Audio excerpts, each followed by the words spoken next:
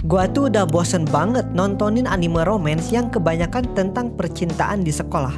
Kayaknya gua udah terlalu tua untuk menikmati dinamika drama percintaan mereka yang terlalu klise dan diulang-ulang terus. Bahkan kita semua udah bisa nyebutin trop-tropnya apa aja, saking dipakai terusnya. Apalagi kalau ngomongin anime romance yang isinya tentang adik tiri. Haduh, udah berapa banyak anime yang isinya tentang adik tiri yang terlalu horny. Jadi pas gua ngeliat judul anime ini, Dice with My Stepsister, ya otak gua langsung, ya anime adik tiri mau ngapain lagi? Tapi ternyata anime ini matahin ekspektasi buruk gua. Anime adik tiri ini berbeda dengan anime horny lainnya, bahkan jauh di atas anime romance pada umumnya. Awalnya gue direkomendasiin anime ini sama Robin aja.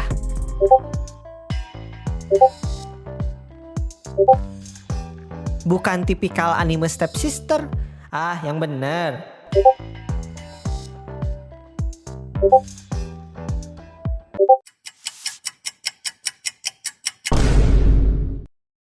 Gue masih belum percaya awalnya, tapi ini orang bikin lagi video summer anime anjir. Dan di situ ada Dice with My Stepsister lagi.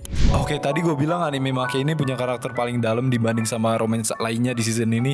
Gue ambil lagi kata-kata gue, karena gue rasa anime inilah yang punya karakter paling dalam. Gue suka main karakternya gak tipikal main karakter yang ada di anime kayak gini. Saking gue sukanya sama anime ini, gue langsung pengen bikin kontennya. Gue pengen bahas dan cuman 1 episode aja gue bisa bikin watch note sebanyak ini. Anime ini ngejawab 3 pertanyaan yang berkaitan dengan hubungan bersama orang baru.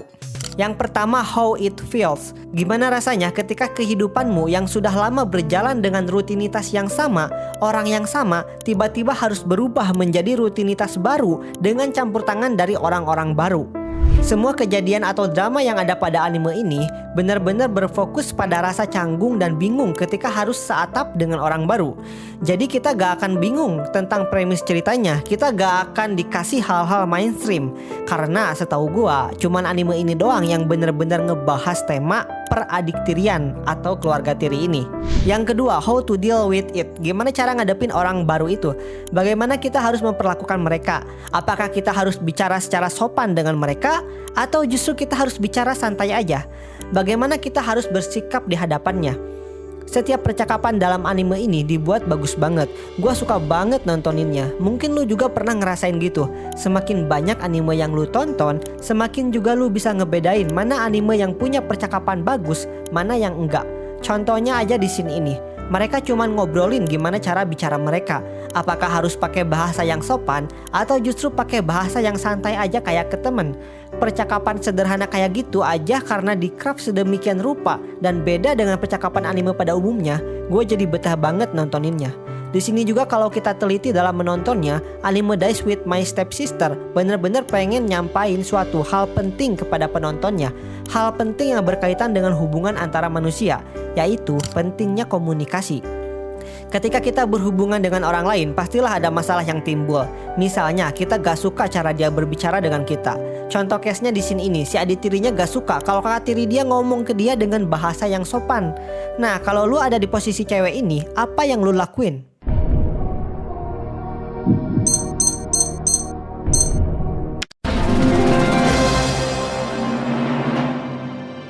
Gue mungkin bukan orang yang ahli dalam hal hubungan antar manusia, tapi setidaknya gue cukup yakin dan berani untuk bilang kalau komunikasi yang baik itu dimulai dengan menyampaikan apa yang kita rasa.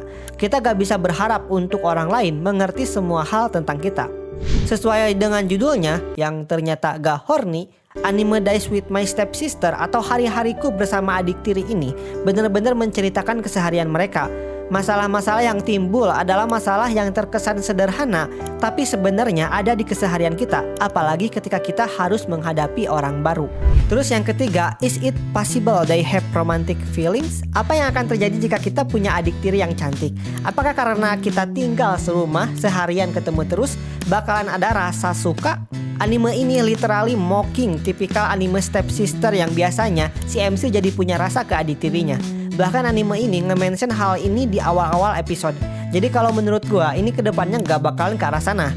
Anime ini justru pengen nyampein ke kita kalau selain hal romantik itu, justru sebenarnya ada lebih banyak hal yang menarik yang bisa dibahas tentang dinamika hubungan antara kakak dan adik tiri. gak sedangkal hubungan romantis aja. Overall gue bener-bener suka sama anime ini. Kalau tadi gue bahas tentang premis, plot cerita, dan angle permasalahannya yang unik, jangan dilewatin juga bagaimana anime ini mengilustrasikan ceritanya, alias bagaimana animasinya. Directing anime ini tuh memang gak seglamor makein heroin dengan segala compositionnya yang seperti kualitas layar lebar. Anime ini directingnya simple, animasinya sederhana, tapi gue pengen applause banget sama studio Dan beserta staff-staffnya. Walaupun simple dan sederhana, tapi semua itu cocok dengan tema, cerita, dan pesan yang ingin disampaikan dalam animenya. Karena dari judulnya aja keseharian, kita benar-benar dibawa tenggelam dengan keseharian adik kakak ini. Animasinya itu bikin gue bisa ngerasain perasaan-perasaan yang karakternya rasain. Apakah mereka sedang memikirkan sesuatu, ragu akan sesuatu, canggung, atau sedang melamun. Ada salah satu scene yang si cowoknya itu lagi mandi.